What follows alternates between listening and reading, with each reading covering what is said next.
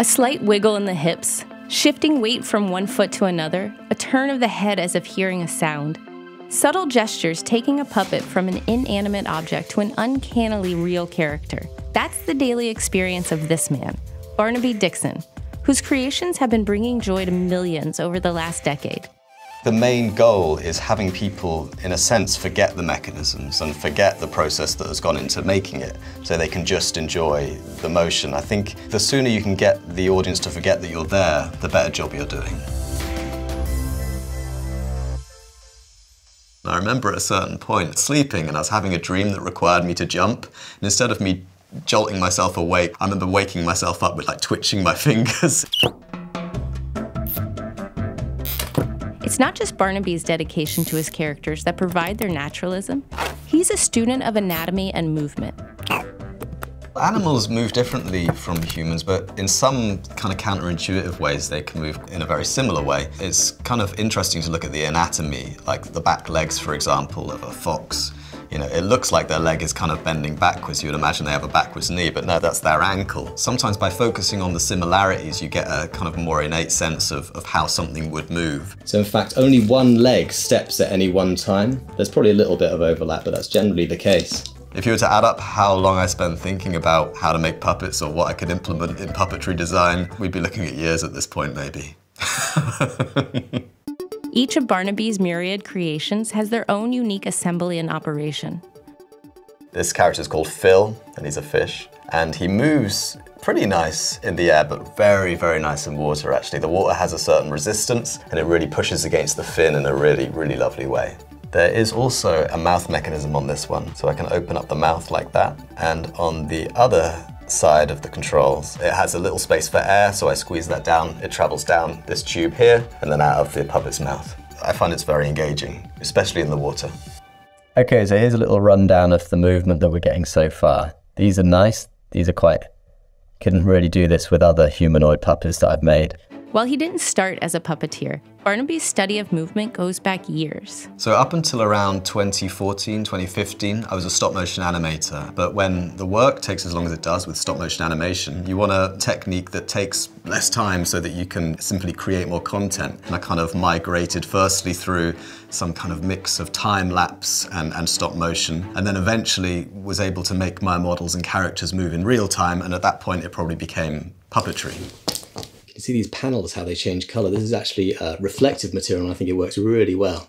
I've always made my own puppets because, well, I didn't know how to make conventional puppets simply. I drew so much from stop-motion animation in terms of the movement, but also in terms of the fabrication. So it's very unlike other styles of puppetry. So this half of the puppet goes on my left hand here, and these two fingers slot in like that. Then I have this kind of neck piece here, goes over the top, and then the head on those two middle fingers. And that gives me the range of motion there. And this hand goes in the bottom half of the puppet. The index finger goes in like that, and the pinky finger goes in like that. And then there's magnets in both segments so that they can just clip on like that. This finger mechanism here, I can control some of the fingers independently, like the index finger there. The beak is also controlled by the thumb. The two middle fingers hold the torso up, and they also control this mechanism in the head that gives a side-to-side motion like that. And my other hand controls the bottom half of the puppet, so my index finger controls the left leg like that, and the pinky finger controls the right leg. It's very important to get a believable mass. If the center of mass seems in the wrong place, then it's instantly readable.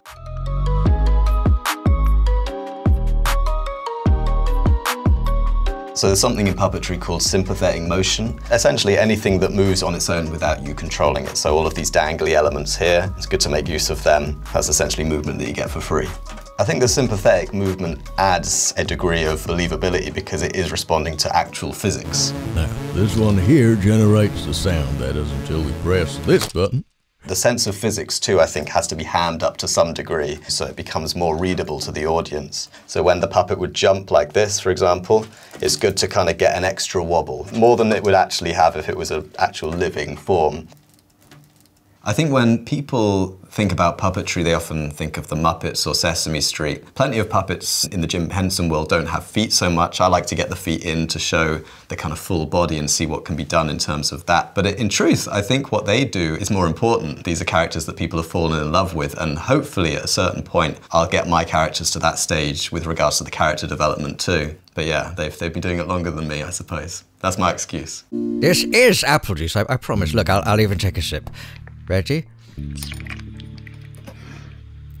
Among all of his characters, Barnaby has a special relationship with his first creation. So this is Dabchick. He's kind of the mascot of my channel. He has a really, really lovely head mechanism, actually, very, very responsive. It works with glasses hinges, so there's a couple going parallel to each other. It enables a really smooth, controlled motion. The beak mechanism is very similar in operation to brake cables on bikes. Around the outside is a silicone tube, so it enables the flex, but inside that there's actually a wound spring that I've wound myself. Something subtle that I like a lot, actually, is the tail moves in a semi-sympathetic way, so there's a hinge there that will have the tail kind of spread backwards, and it seems like he's kind of counterbalancing himself. It's a nice addition, I think, but a subtle one and very easy to operate. He's missing a toe currently. That's due to the plastic degrading. There's a little crack in his underside too for the same reason. Plastic's breaking down a little bit. Luckily for Dabchick, Barnaby's experience building his own puppets also gives him a lot of experience fixing them. So I've had this version of Dabchick since 2018, and in that time some of the plastics degraded. You can see where I've fixed a little bit there, but I do want to duplicate certain elements so that when something more important like the face goes, I'll have the option to swap it out. So what I'll be using to duplicate the head is this mold. This was actually cast off the original Dabchick from the end of 2014, actually, so this is fairly ancient. But what I will do is I will use the same plastic, heat it up, push it into this mold, pull it out, and hopefully we'll get something that's good to go. This material, although it is very useful in lots of ways, you can reheat it, if something goes wrong, reheat it and remold with it. It is very hard to work with, actually. It's somewhat rubbery, so you'll move it in a certain position and there's a degree of spring back. If you make it too hot, it can burn you quite horribly too. So it's not a material that I like necessarily, but it is practical in so many other respects that I found myself using it a lot.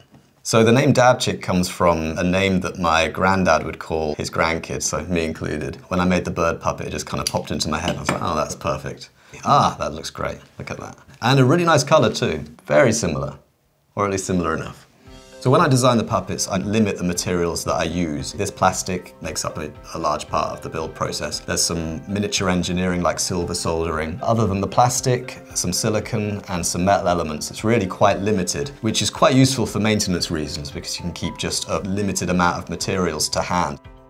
Dabchick may be Barnaby's oldest and most emblematic creation, but he's always trying to push the boundaries of what his puppets can do.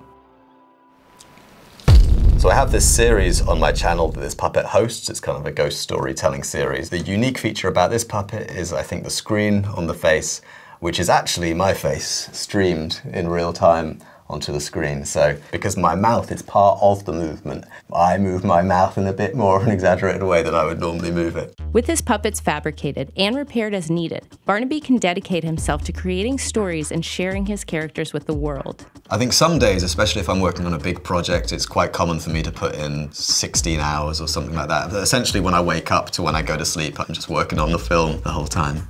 I think people are initially drawn to my work because they haven't seen puppetry like this before, but I hope eventually the takeaway is that people almost kind of forget that puppetry is involved at all. And I think when you get to that level of suspension of disbelief, you've done your job well.